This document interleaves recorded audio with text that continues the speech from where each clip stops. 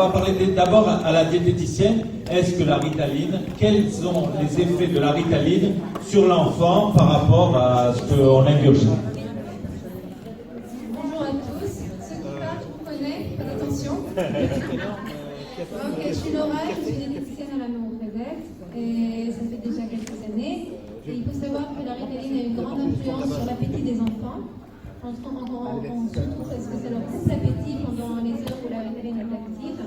C'est assez problématique parce que du coup, ils vont rien manger pendant la matinée, qui sont les heures les plus critiques. Donc, il est très important quand les enfants prennent la Ritaline qu'ils prennent un bon petit déjeuner, surtout quand ils prennent le médicament. Et il faut aussi préciser que la Ritaline, il y a beaucoup d'abus en Israël avec la Ritaline. Les maîtresses à l'école, les profs à l'école vont beaucoup encourager l'utilisation de la Ritaline, ça va calmer les enfants.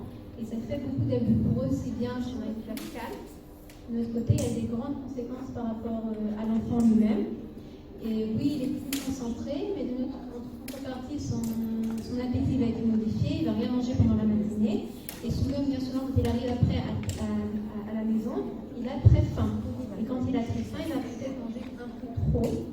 Donc on peut avoir deux cas extrêmes, où les enfants qui vont prendre du poids à cause de la Ritaline, ou les enfants qui vont perdre du poids à cause de la Ritaline. Maintenant, les conséquences qui sont liées à ça, ça peut être ou le surpoids pondéral, qui va être très difficile après à traiter, ou encore des carences alimentaires qui peuvent engendrer des problèmes au niveau de la croissance. Il faut bien comprendre que les enfants jeunes, ils construisent, comme je suis en plein milieu de la présentation de David, il a dit on construit aujourd'hui notre futur. Un enfant construit aujourd'hui son futur. Donc s'il a des carences alimentaires quand il est jeune, il faut imaginer les conséquences après quand il sera plus âgé. Donc la Ritaline n'est pas un médicament, je dis souvent, c'est pas quand on va chez l'esthéticienne, on fait la manicure, la pédicure, c'est un médicament qui a des conséquences sur la croissance de l'enfant. Et également, il faut bien voir aussi qu'il y a des parents qui utilisent ça pour traiter le surpoids.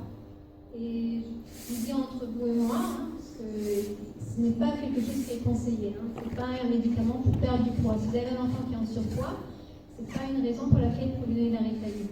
Parce qu'en contrepartie, il peut justement avoir très faim après à table et vous aurez encore plus de problèmes avec le poids de l'enfant.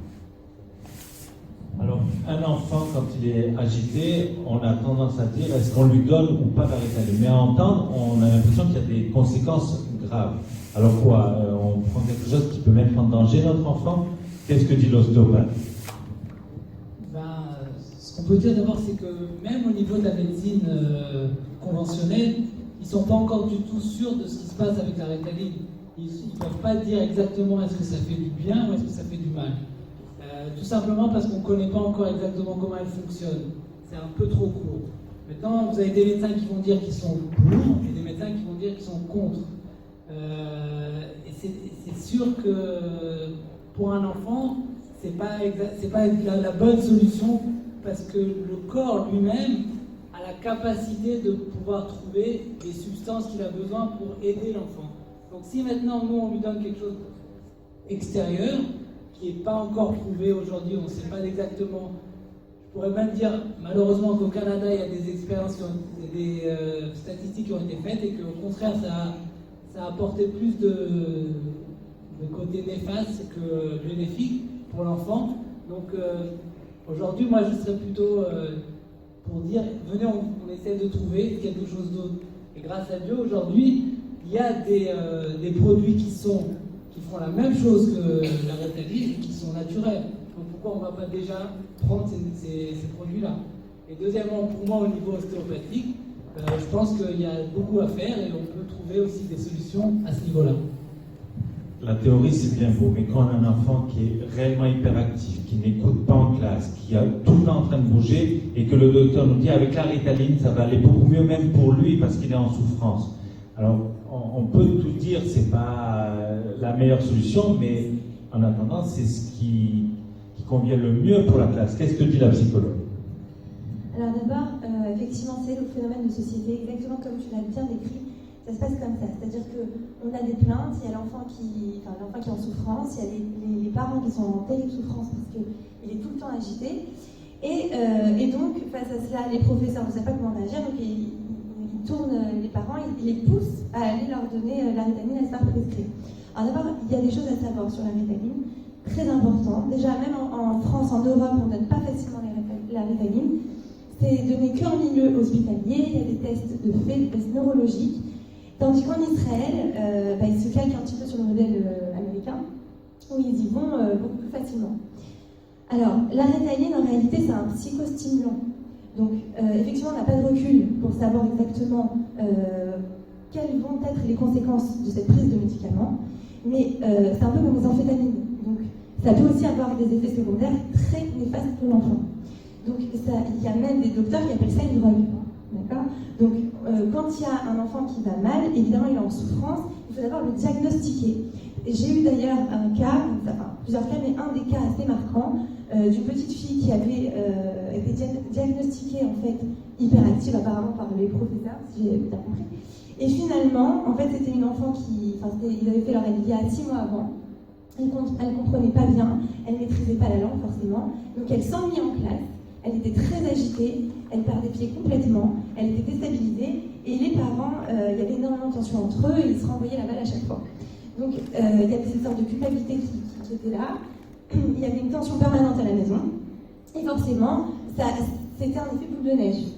Donc maintenant, finalement, on a travaillé ensemble. Au prochain enfant, on n'a pas eu du tout besoin de Ritaline. En 6 mois, avec l'enfant, c'était réglé. Ensuite, on a fait une thérapie de couple avec les parents, ça c'était plus long. Parce qu'il y avait une petite résistance du côté du mari, c'était pas facile d'accepter déjà de se regarder. Donc il a fallu apaiser les tensions, et comme on a travaillé en parallèle avec l'enfant, en parallèle ensuite avec les parents, il n'y a pas eu besoin de Ritaline. En fait, le problème par rapport au psychologue, quand il y a un enfant avec la Ritaline, c'est plus à traiter des parents que l'enfant lui-même. Très souvent, parce qu'en fait, les parents sont des éducateurs. Donc forcément, s'il y a un problème sur l'enfant, souvent il faut remonter à la source. Maintenant, c'est vrai aussi que c'est un problème de société. C'est-à-dire qu'on est une société où on doit être tous performants. Donc les parents sont débordés, il y a plusieurs enfants, il y a le travail, il faut assurer, il y a énormément d'exigences. Donc on n'a plus le temps quand il y a les professeurs aussi qui ont des classes de 30 élèves, quand ils voient un enfant qui ne veut pas écouter, qui est assez agité, c'est tout de suite, on va prendre ce qui va calmer instantanément. On cherche des solutions magiques, et ça c'est un fléau de société. Alors qu'en réalité, il y a des solutions, c'est vrai, qui demandent plus de travail, plus d'investissement, plus de dons de soi, mais qui sont aussi plus enrichissants. Finalement, les parents ont gagné au change. Finalement, eux aussi se sont construits à travers leur enfant. Finalement, on peut dire que c'est l'occasion en fait de regarder les problèmes en face, chose qu'on n'arrive pas toujours à faire dans la vie. Et grâce à nos enfants, parfois, on est poussé à aller vers le mieux. Donc c'est ce qui s'est passé dans ce cas. Laura, vous travaillez à la Méorédette. Que dit une CUPA par rapport à la Ritaline? Est-ce que c'est quelque chose d'officialisé? Est-ce que là aussi, il y a une tendance à être sceptique? Et comment vous abordez, vous, le problème de la Ritaline en tant que diététicienne? Je pense que, comme Myriam l'a dit, il faut aborder chaque cas. Chaque cas est différent, il faut bien essayer de définir est-ce que vraiment l'enfant a besoin de la Ritaline ou est-ce que c'est, on va dire, plutôt l'entourage de l'enfant qui a envie de prendre la Ritaline pour en fait faire taire un problème. Et je pense que la CUPA à ce niveau-là, comme elle paye une partie du médicament, elle est plutôt intéressée à ce que ce soit dans les bons cas qu'on va donner le médicament et pas juste pour faire taire un problème. En tant que diététicienne, je ne suis pas ni vraiment contre ni vraiment pour, mais il faut bien prendre en compte que si un enfant prend de la Ritaline, il faut qu'il y ait un suivi. Et bien souvent en nutrition, comme on avait parlé avec votre cas, et la famille doit s'engager. Et bien souvent, les problèmes de poids sont liés aussi aux parents, parce que ce sont eux les responsables de l'alimentation de l'enfant. Donc ça ne s'arrête pas à donner la Ritaline et faire taire le problème, il faut bien prendre en compte qu'il y a d'autres paramètres à prendre en compte. Gabriel, si par exemple on a été un enfant hyperactif mais qu'on ne nous a pas diagnostiqué quand on était petit, est-ce qu'une personne adulte peut être encore hyperactive et est-ce qu'elle doit être traitée encore aujourd'hui par la Ritaline ou par autre chose? Je pense que oui, on peut trouver des adultes qui sont hyperactifs et qui ont gardé ce symptôme depuis l'enfance. En plus, souvent le stress de la vie va faire que ça va peut-être augmenter, ça va peut-être aggraver le cas. Mais si déjà on veut donner de la Ritaline, moi je dirais d'abord que ça soit pour un laps de temps très précis, c'est-à-dire ça pose 3 mois, 6 mois, maximum 1 an. Et si c'est possible, pourquoi pas prendre d'abord quelque chose qui est naturel. Parce qu'il y a aujourd'hui, on a des produits qui sont naturels et qui font exactement la même chose que la Ritaline, donc c'est dommage. Par exemple, il y a Oméga 3 dans d'autres, je n'ai pas le nom en tête, mais si vous pouvez demander à un pharmacien, vous allez trouver, il y a plusieurs médicaments, pas médicaments, mais compléments alimentaires qui sont capables de faire la même chose. Maintenant, pour un adulte ou pour un enfant, pour moi, en tant qu'ostéopathe, je chercherais toujours le même cheminement, c'est-à-dire essayer de donner au corps la possibilité de trouver lui-même la solution.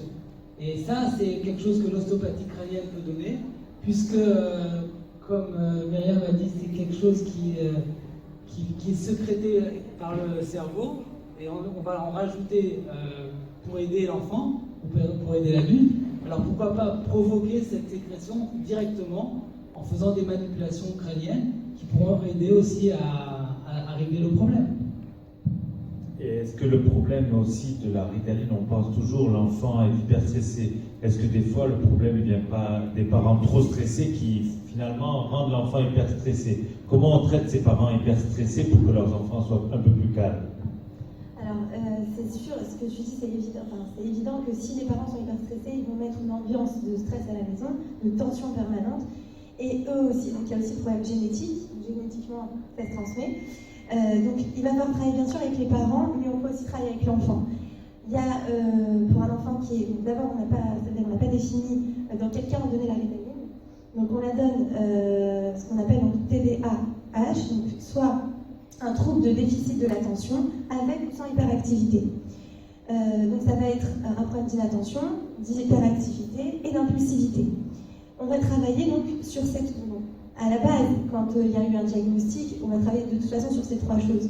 Mais très souvent, il n'y a pas de diagnostic et pourtant, on peut présenter des problèmes d'inattention, on n'arrive pas à se concentrer, ça arrive très souvent. Et comme je vous disais, même chez les adultes, on peut avoir des problèmes d'hyperactivité. Alors ça va être où on va trop parler, où on va se tortiller les mains, les pieds, il y a toujours quelque chose en mouvement. On n'est jamais au calme et serein. Ça se repère tout de suite, impulsif, on ne va pas donner l'occasion à l'autre de parler, on va toujours vouloir intervenir très rapidement, par exemple, ou avoir des crises de colère chez un enfant très très fortes. Donc, sur ces 3 caractéristiques-là, on va travailler, et on va travailler bien sûr avec l'enfant, c'est-à-dire que si c'est les parents qui viennent avec leur enfant, on va d'abord travailler avec l'enfant, parce que les parents, bien sûr qu'il faut travailler avec eux, mais ça va être beaucoup plus délicat, et qu'ils vont d'abord accepter. On est beaucoup plus prêt finalement à entendre qu'on va traiter l'enfant qu'on va se traiter soi-même. C'est plus facile. Donc maintenant, c'est sûr que si on travaille avec l'enfant sur ces principes-là, mais qu'à la maison, ça continue, il y a toujours de la tension, il y a toujours beaucoup d'énervement, effectivement, ça ne va pas donner de bons résultats, parce que finalement, il est aidé 1 heure par semaine, tandis que les parents, il vit avec au quotidien. Donc l'idéal, évidemment, c'est de traiter le problème de fond avec les parents. La chose à faire, bien sûr, c'est d'avoir un sport aussi adapté pour l'enfant. Donc, ils pratiquent un sport, et je dirais même pour les parents. De toute façon, je pense que c'est une hygiène de vie d'avoir un sport, autant les parents que les enfants, que les grands-parents et compagnie. Laura, d'accord. Une simple question, Laura. D'abord, est-ce que le problème de la Ritaline est plus pour les garçons ou pour les filles? Est-ce qu'il y a une tendance plus chez les petits garçons ou chez les petites filles? Ça, c'est une première question comme ça qui me vient à la tête. Et la deuxième, c'est qui est à même de faire une ordonnance et de dire votre enfant va aller prendre de la Ritaline? C'est un médecin, c'est un diététicien, une psychologue?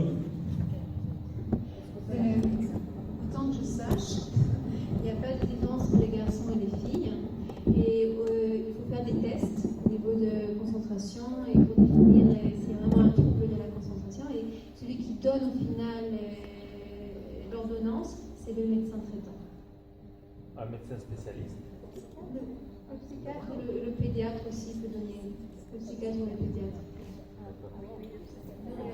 Myriam.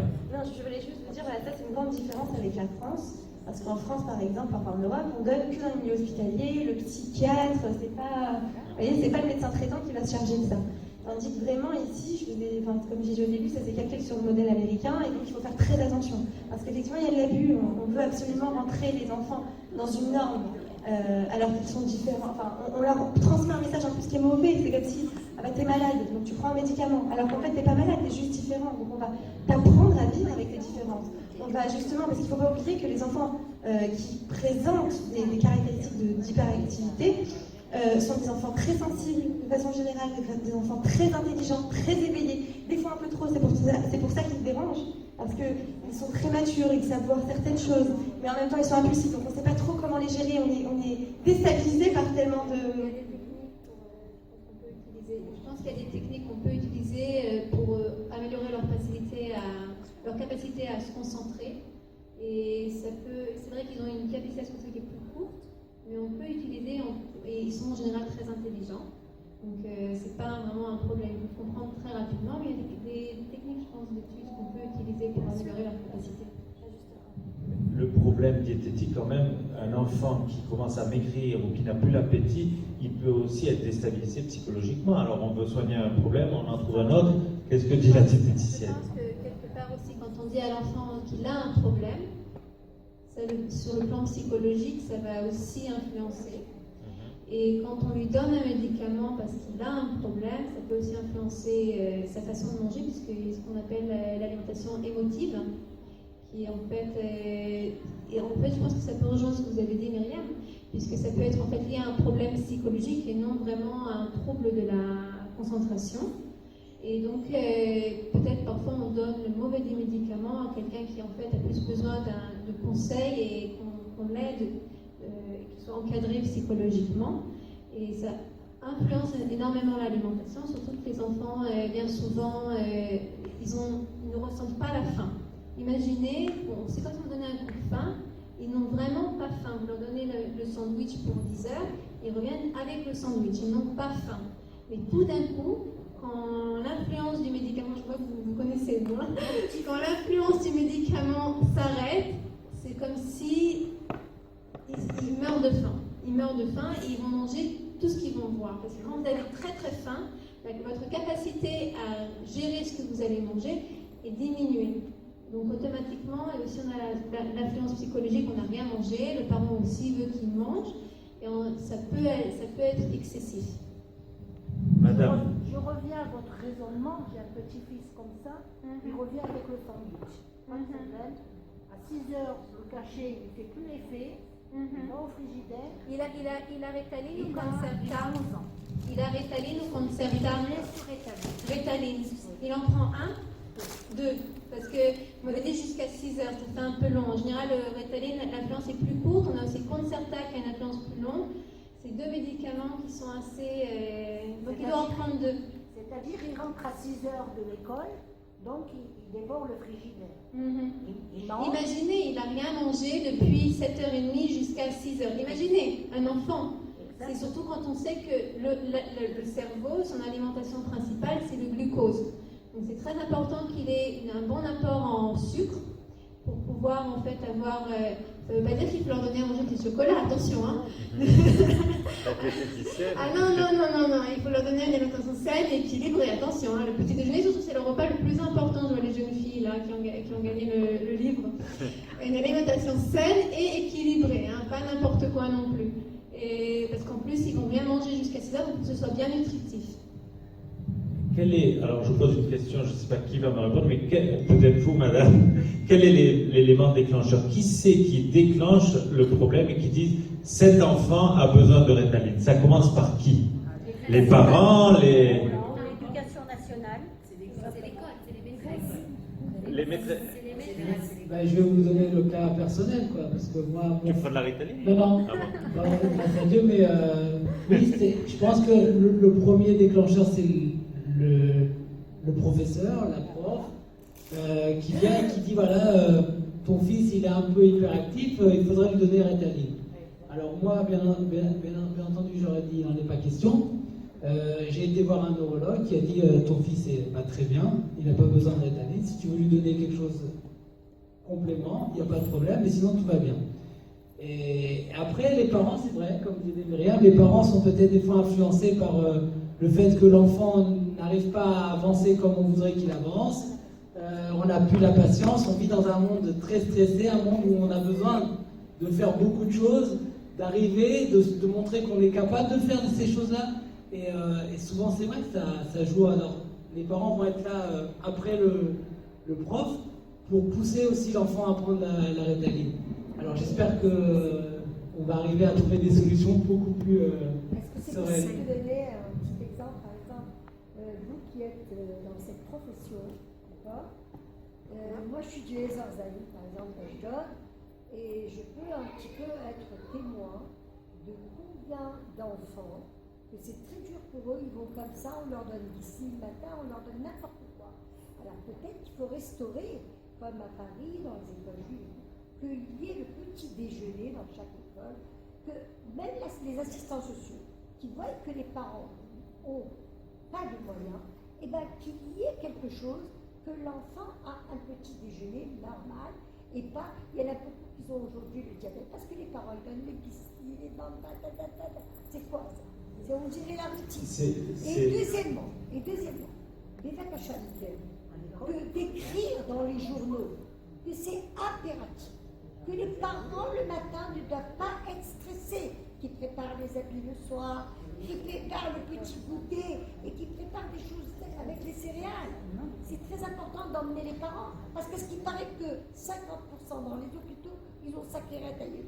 Et c'est très intéressant ce que vous avez dit. Alors, Laura, par exemple, est-ce que le fait que l'enfant soit nerveux, ça ne vient pas du fait que parce qu'il mange mal?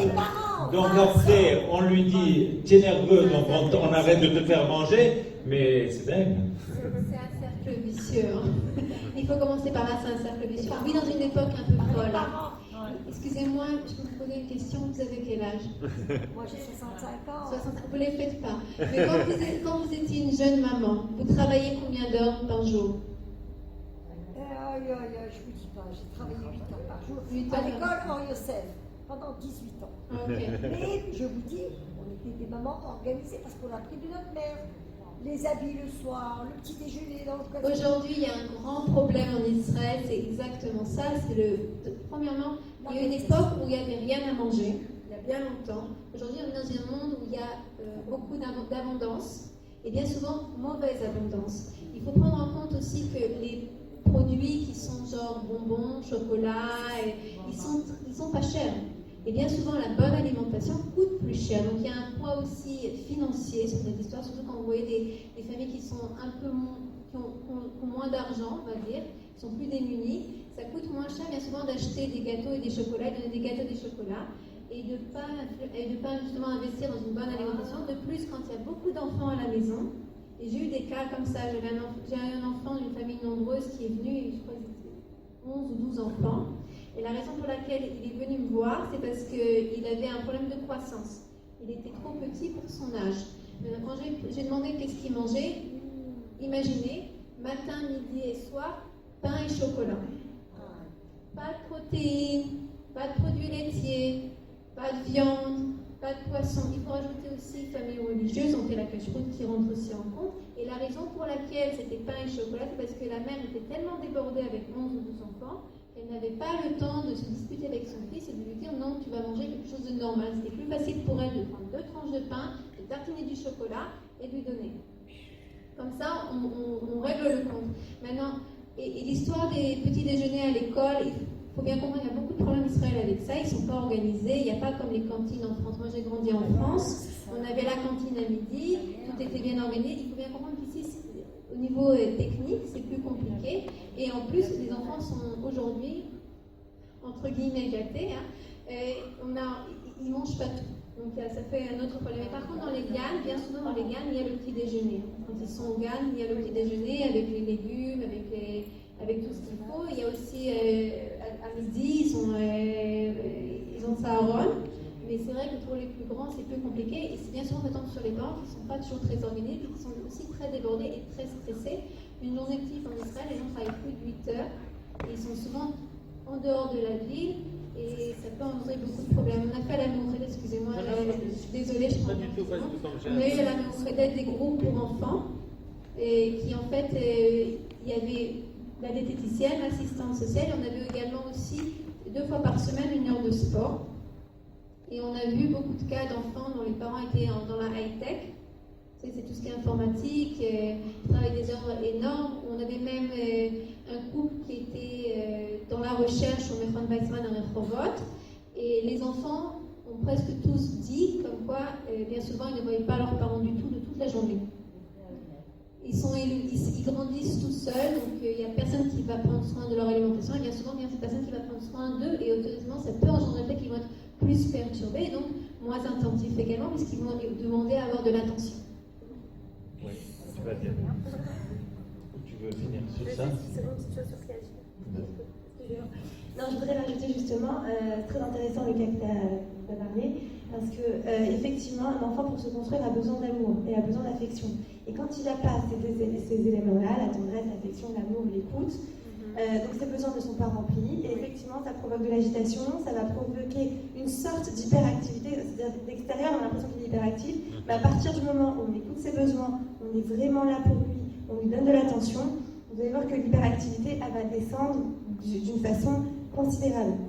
Donc en réalité c'est simplement des enfants qui n'ont pas ce dont ils ont besoin, donc forcément qui ne peuvent pas être épanouis pour certains, ils ne peuvent pas s'épanouir. Mais comme elle a dit, c'est la nourriture, c'est émotif, c'est-à-dire qu'ils remplissent le vide. Ça s'appelle remplir le vide. Oui, c'est un problème, bien sûr. C'est psychologique, complètement. C'est pas que chez les enfants. Ah oui, c'est pas que chez les enfants.